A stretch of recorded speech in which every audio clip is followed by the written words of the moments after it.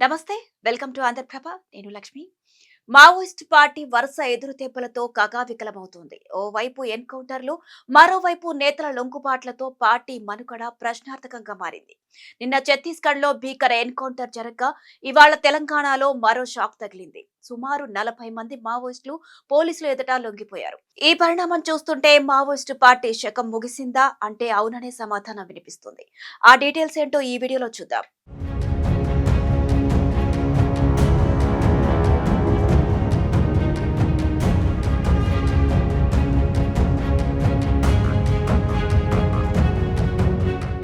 Operation కగార్తో ఇప్పటికే సతమతమవుతున్న Maoist పార్టీకి భారీ ఎదురుదెబ్బ తగిలింది. దీంతో చేతులెత్తేసిన మిగతా మావోయిస్టులు వీరు చిక్కినప్పుడల్లా రాష్ట్ర ప్రభుత్వాల ఎదుట లొంగిపోతున్నారు. తెలంగాణకు చెందిన 40 మంది మావోయిస్టులు రాష్ట్ర డీజీపీ శివధర్ రెడ్డి ఎదుట లొంగిపోయారు. ఆయుధాలను విడిచిపెట్టి జనజీవన స్రవంతిలో కలిశారు. వీరిలో దాదాపు 24 ఏళ్లుగా అజ్ఞాతంలో ఉన్న ఎర్రగొల్ల రవి అలియాస్ సంతోష్, 21 సంవత్సరాలుగా అజ్ఞాతంలో ఉన్న Korasa Lachu, Kanikarapu Prabhanjan, urban area PDSU సభ్యులతో పాటు 6 డివిజన్ కమిటీ సభ్యులు, 12 మంది ఏరియా కమిటీ సభ్యులు, పార్టీ సభ్యులు ఉన్నారు. ఈ క్రమంలోనే వారి నుంచి మొత్తం 24 ఆయుధాలను పోలీసులు స్వాధీనం చేసుకున్నారు. ఇక వీటిలో AK-47, INSAS, SLR, LNG, BGL gun సహా భారీ మందుగుండు సామాగ్రి ఉన్నాయి. ఈ ఆయుధాల మొత్తం విలువ కోట్లలో ఉంటుందని అంచనా వేస్తున్నారు.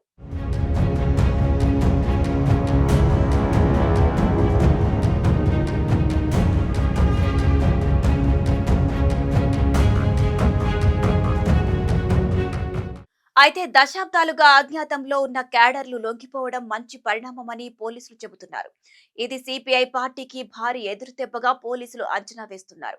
మావోయిస్టులకు ప్రజల మద్దతు గణనీయంగా తగ్గడం, పార్టీ నెట్వర్క్ నిర్వీర్యం కావడం, పలువురు నక్సల్స్ అనారోగ్యాల బారిన పడడం, ఎన్కౌంటర్ల భయంతో పాటు పార్టీలో అంతర్గత విభేదాలే వీరి లొంగుబాటుకు కారణమని చెబుతున్నారు. అయితే భద్రతా బలగాల కూంబింగ్, ఎన్కౌంటర్లలో అగ్ర నేతలంతా హతమవుతుండటంతో క్యాడర్లో ధైర్యం సన్నగిల్లుతోందన్నది వాస్తవం. అలాగే ప్రస్తుతం ఉన్న అరకొర నాయకత్వంపై నమ్మకం కోల్పోతున్నారని తెలుస్తోంది. ఇవే ఈ లొంగుబాట్లకు ప్రధాన కారణాలుగా తెలుస్తున్నాయి. అయితే ఒకేసారి 40 మంది మావోయిస్టులు సరెండర్ కావడం ఉద్యమ పార్టీకి తీరని లోటని చెప్పుకోవచ్చు.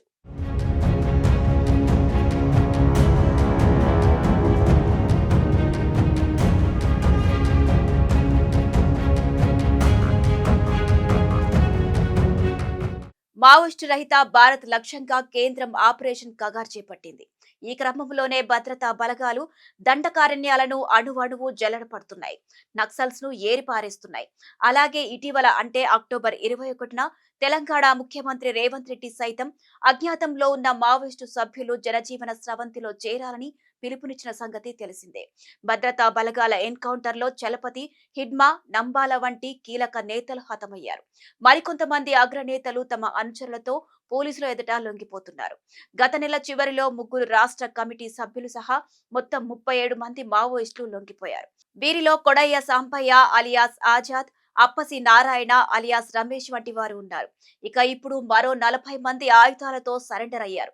హింసాత్మక మార్గాన్ని విడిచిపెట్టి ప్రజాస్వామ్య వ్యవస్థలో భాగస్వామ్యం అయ్యేందుకు సిద్ధమయ్యారు. ఒక్క తెలంగాణలోనే కాదు, మహారాష్ట్ర, ఛత్తీస్గఢ్, ఏపీ, ఒడిశా రాష్ట్రాల్లోనూ మావోలు పెద్ద ఎత్తున సరెండర్ అయ్యారు. ఇంకా అవుతున్నారు కూడా.